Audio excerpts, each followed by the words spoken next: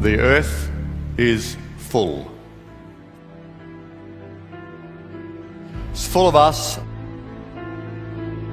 full of our stuff,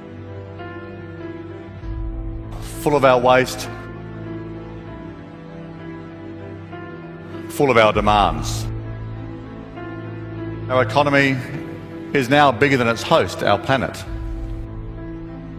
What this means is our economy is unsustainable.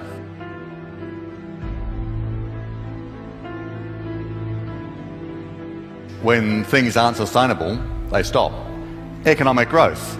It will stop because of the end of cheap resources. It will stop because of the growing demand of us on all the systems of the earth. It is based on a crazy idea.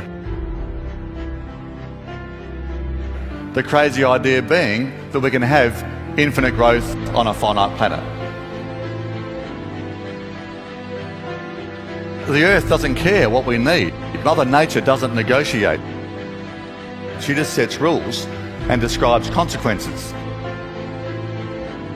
We tend to look at the world not as the integrated system that it is,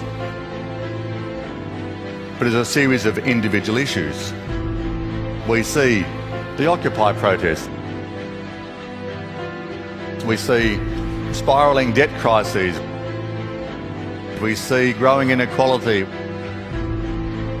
We see money's influence on politics. But we see mistakenly each of these issues as individual problems to be solved.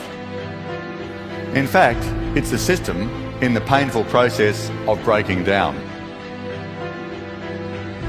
I could give you countless studies and evidence to prove this, but I won't, because if you want to see it, that evidence is all around you.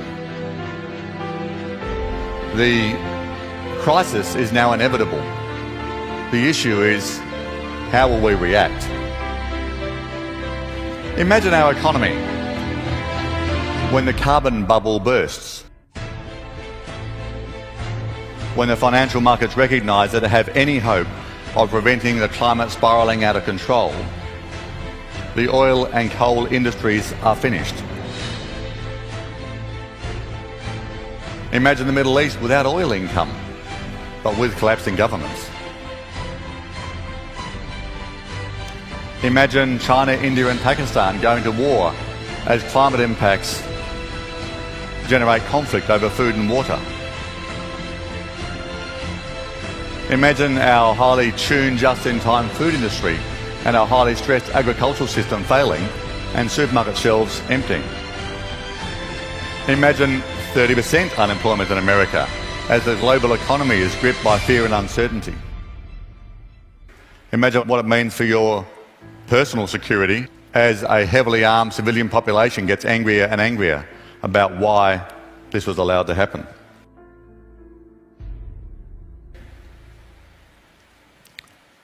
So how do you feel when the lights go out on the global economy in your mind?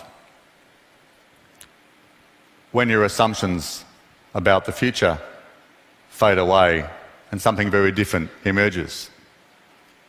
Just take a moment and take a breath and think, what do you feel? When we think about the kind of possibilities I paint, we should feel a bit of fear. We are in danger, all of us. And we've evolved to respond to danger with fear, to motivate a powerful response. We have achieved remarkable things since working out how to grow food some 10,000 years ago.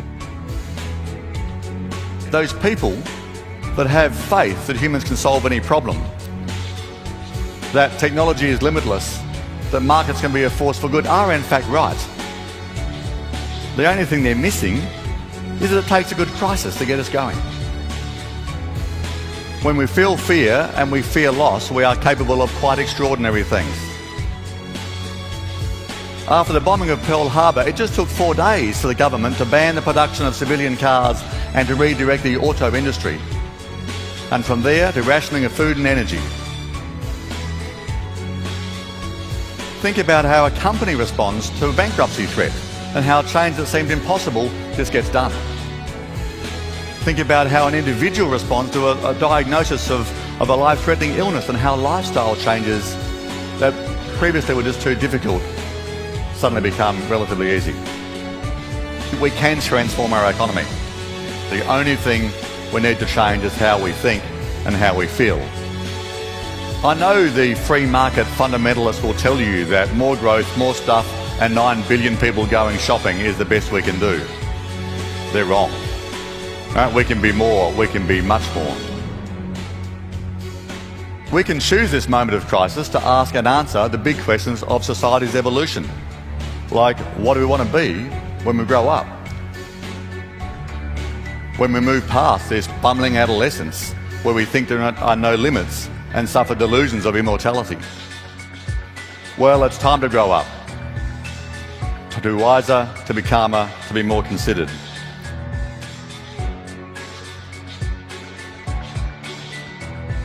Like generations before us, we'll be growing up in war. Not a war between civilizations, but a war for civilization. This could be our finest hour.